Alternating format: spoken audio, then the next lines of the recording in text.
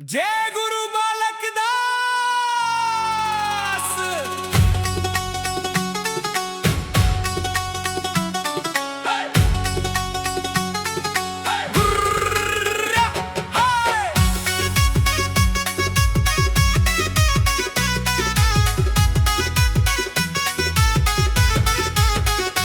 गुरु गोसाई बाबा बालक दास, जगमम फैलाई सतनाम प्रकाश।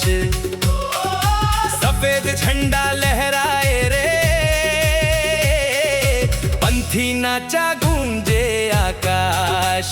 ओ संगी जय सतनाम बोलब, मनखे एक समान। बालक दास बाबा के महिमा गावत है सारा छत्तीसगढ़ धाम। गुरु गोसाई बाबा बालक दास, जगमग फैलाई सतनाम प्रकाश। सफेद झंडा लहराए रे, पंथी नाचा गूंजे आकाश। वो संगी जय सतनाम बोलव, मनखे एक समान। बालक दास बाबा के महिमा गावत है सारा छत्तीसगढ़ धाम।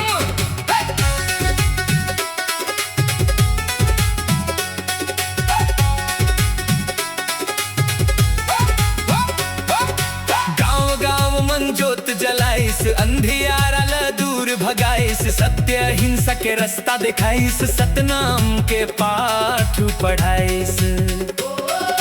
जाइत खाम सफेद लहराए, मन के मन उजियारा पाए। बाबा के अमृत बानी सुन के, दुख पीरा सब भागे जाए।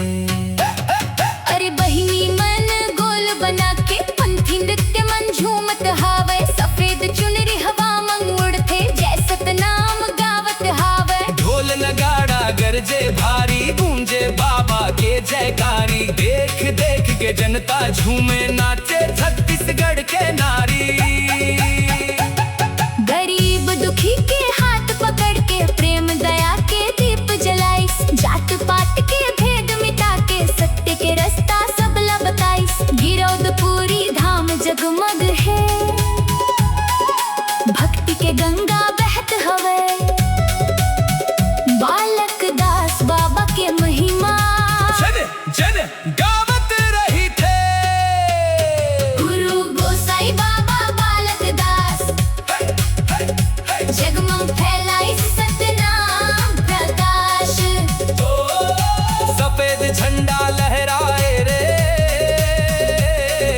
पंथी नाचा गूंजे आकाश। ओ संगी जय सतनाम बोलब, मनखे एक समान। बालक दास बाबा के महिमा गावत है सारा छत्तीसगढ़ धाम।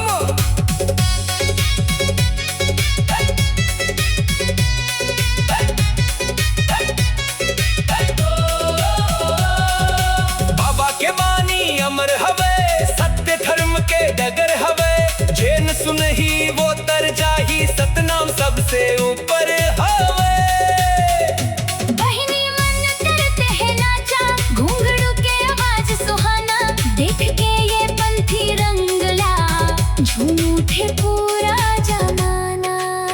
हे बाबा बालक दास दयाला, आशीष देव सबला। घर घर मन सुख शांति भर दे, राखो अपन छाया तले।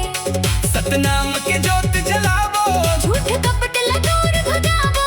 मन के एक समान। देही संदेश फैलावो, गुरु गोसाई बाबा बालक दास, जगमग फैलाई सतनाम प्रकाश।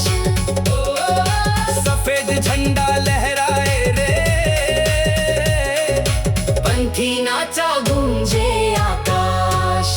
ओ संगी जय सतनाम बोलो, मनखे एक समान। बालक दास बाबा के महिमा गावत है सारा दरा छत्तीसगढ़ धाम। गुरु गोसाई बाबा बालक दास, जगमग फैलाई जगमग फैलाई